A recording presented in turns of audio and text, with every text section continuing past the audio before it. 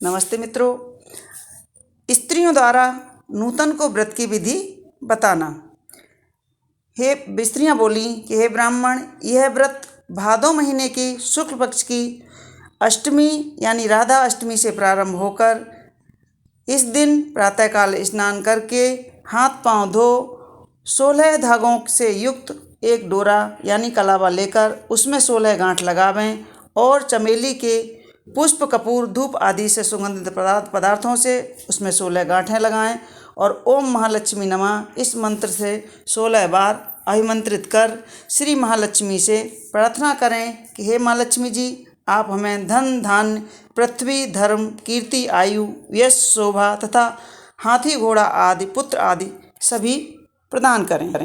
नूतन से स्त्रियां बोलीं कि हे विप्र, इस प्रकार ध्यान करते हुए उस सूत्र को पुरुष अपने दाहिने हाथ में और स्त्रियां अपने बाएं अंग में धारण करती हैं। 16 दूब के पौधे और अक्षत लेकर कथा सुने। इस प्रकार भादों सुदी से लेकर अश्विन यानी क्वारवदी अष्टमी तक नित्य प्रति कथा सुनना चाहिए। तत्पश्चात अष्टमी के दिन रात्रि के समय जितेंद्रिय व्रतकर्ता को स्नान आदि कर श्वेत वस्त्र धारण करके पूजा गृह में जाना चाहिए और पूर्व की ओर मुख करके पवित्र आसन पर बैठकर सफ़ेद मोतियों से युक्त अष्टकमल दल को बनावें। उस पर कमलासन मंद मंद मुस्कुराती हुई शरद के तुल्य कांतिमान चतुर्भुजी दोनों हाथों में कमल लिए हुए श्वेत वस्त्र धारण किए आभूषणों से सुसज्जित अभय वर देने वाली दोनों और हाथियों से की सूंड से जल से सींचे जाने वाली महालक्ष्मी जी का ध्यान करके कपूर, अगरबत्ती, चंदन आदि से भगवती के चित्र पर बनावें, आवाहन करें। हे महालक्ष्मी, भगवान विष्णु के पास से आप यहाँ आओ, आपके लिए ही मैंने षोडोपचार पूजन सामग्री एकत्रित की है। हे विप्र, इस प्रकार 16 दिन समाप्त होने पर व्रतकर्ता को श्रद्धापूर्वक उद्यापन करना चाहिए। उद्यापन विधि इस प्रकार है। स्वर्ण के पत्र से गऊ के सींग मढ़वाकर तथा सोना तथा अन्न, वस्त्र आदि किसी वेद पाठी को दान देना चाहिए। यदि इतना न हो सके तो यथाशक्ति द्रव्य दें अथवा 16 ब्राह्मणों को जिमाकर वस्त्र आदि की दक्षिणा देवें। हे विप्र पुत्र, हमने आपको सर्वोत्तम व्रत बतला दिया है जिसके करने मात्र से इच्छित फल प्राप्त होता है। इस व्रत को तुम करो, अपने राजा से कराओ तथा जो श्रद्धा से करना चाहे उसे भी कराओ। भगवान बोले, हे युधिष्ठिर, इस प्रकार इस व्रत को स्त्रियों के मुख से सुनकर नूतन बड़ा प्रसन्न हुआ और उनको प्रणाम करके अपने घोड़े पर सवार होकर कीचड़ से घोड़े को निकालकर ठंडा जल लेकर और कमल के पत्तों से दोना बनाकर उसने पानी ले घोड़े पे बैठकर राजा के पास आ गया। राजा को जल पिलाकर नूतन बोला, हे राजन, आज मैं यहाँ पर जो कुछ स्त्रियों सुनकर आया हूँ उसे ध्यानपूर्वक सुनो। इस प्रकार का सारा हाल सुनकर उस व्रत को नूतन और राजा दोनों ने किया। उस व्रत के प्रभाव से ब्राह्मणों में श्रेष्ठ ब्राह्मण नूतन और राजा में श्रेष्ठ राजा मंगलसेन हो गया।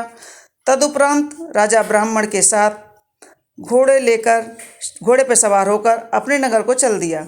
राजा का आना सुनकर सब नगरवासियों ने बड़ी प्रसन्नता से उसे भेंट आदि वस्तुएं देकर गाजे बाजे के साथ राजा की अगवानी करने चले गए। चारों ओर से घंटा ध्वनि, घड़ियाल के शब्द होने लगे। ऐसा मालूम होता था कि खुशी के मारे सारा नगर नाच रहा है। 16 श्रृंगार किए हुए गजगामिनी स्त्रियां भी मंगल गीत गाती हुई राजा की अगवानी को आईं।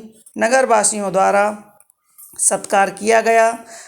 राजा ब्राह्मण कुमार नूतन के साथ घोड़े पर से उतरकर अपने महल में रानी चोल देवी के पास आया। रानी चोल देवी राजा के हाथ में सूत्र बांधा हुआ देखकर क्रोधित होकर परंतु क्रोध को छुपाकर विचार करने लगी कि राजा शिकार के बहाने किसी अन्य स्त्री से प्रेम आलाप करने गए थे। इसी कारण इसकी बाह में उस धागे ने उसने धागा अपने सौभाग्य के लिए यह डोरा बांध दिया है और साथ ही मुझे देखने के लिए इस ब्राह्मण को भेज दिया है।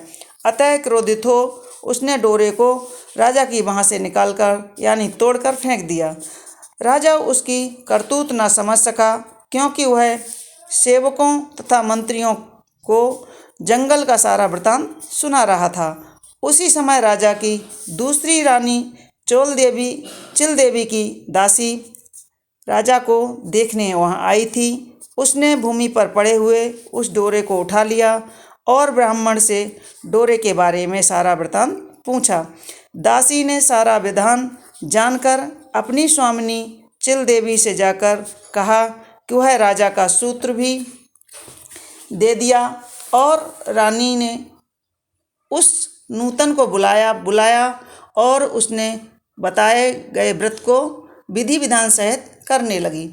भगवान बोले, हे पांडुनंदन युधिष्ठिर, 1 वर्ष बीतने पर लक्ष्मी पूजन के दिन रानी चिल देवी के महल में अपार बाजे बजने लगे।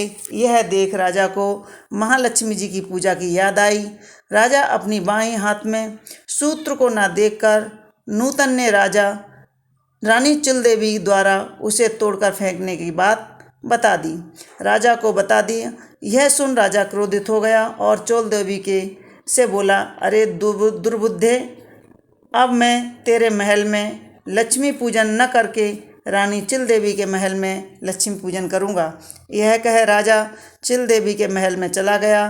इसी बीच महालक्ष्मी जी बुढ़िया का रूप धारण करके रानी की परीक्षा लेने चोल देवी के घर आ गई।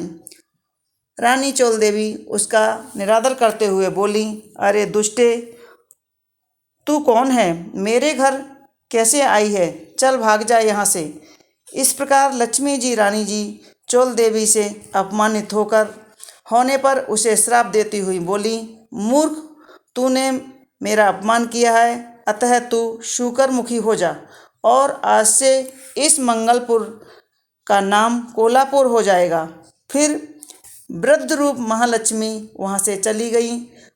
परीक्षा लेकर रानी की चली गई। चिल देवी के महल में गई। वहाँ रानी ने उसका बड़ा सम्मान किया। रानी से सम्मानित हो लक्ष्मी जी ने वृद्धा का रूप त्याग कर साक्षात महालक्ष्मी जी का रूप धारण कर लिया। यह देख रानी चिल देवी ने महालक्ष्मी जी को साष्टांग प्रणाम कर बड़े प्रेम से नाना प्रकार के अनेक प्रकार से उनका पूजन किया। भगवती महालक्ष्मी चिल देवी से प्रसन्न होकर बोली, हे चिल देवी, मैं तुमसे बहुत प्रसन्न हूँ, मन चाहा वरदान मांग लो। चिल देवी बोली, हे सुरेश्वरी, हे कमलासन अम्बे, जो भी प्राणी इस व्रत को करे और जब तक सूर्य चंद्र आकाश में रहें तब तक आप उसके घर में संपूर्ण ऐश्वर्य से परिपूर्ण रखें, उसके घर में आप सदैव निवास करें।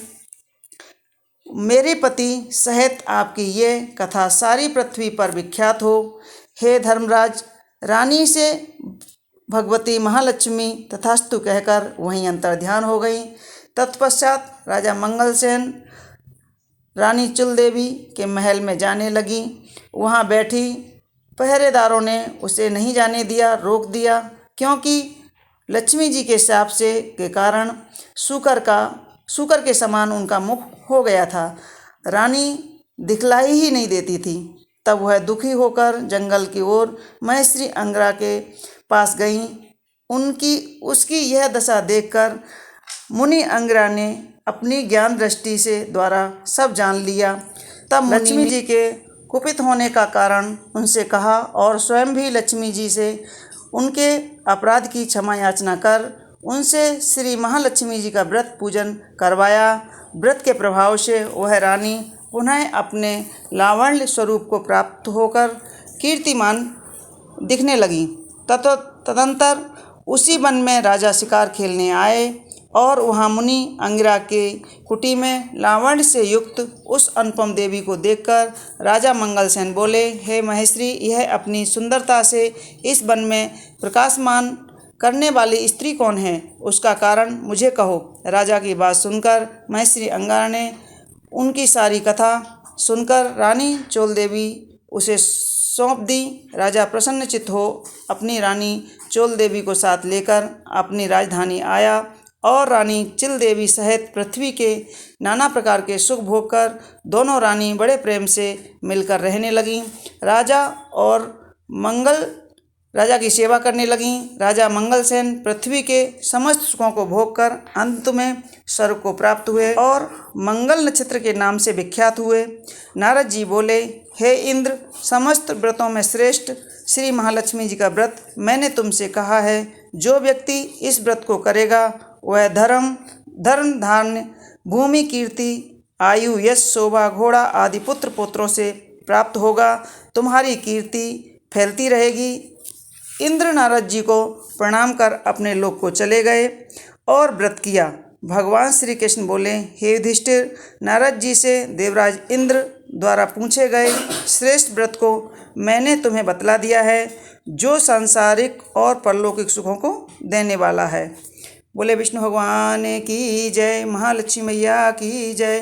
तो मित्रों, यह थी महालक्ष्मी व्रत की नूतन की कथा। आपको हमारी कथाएं कैसी लगती हैं हमें कमेंट्स बॉक्स में ज़रूर लिखें और हमारे वीडियो को लाइक करें, शेयर करें और सब्सक्राइब अवश्य करें। धन्यवाद। राधे राधे।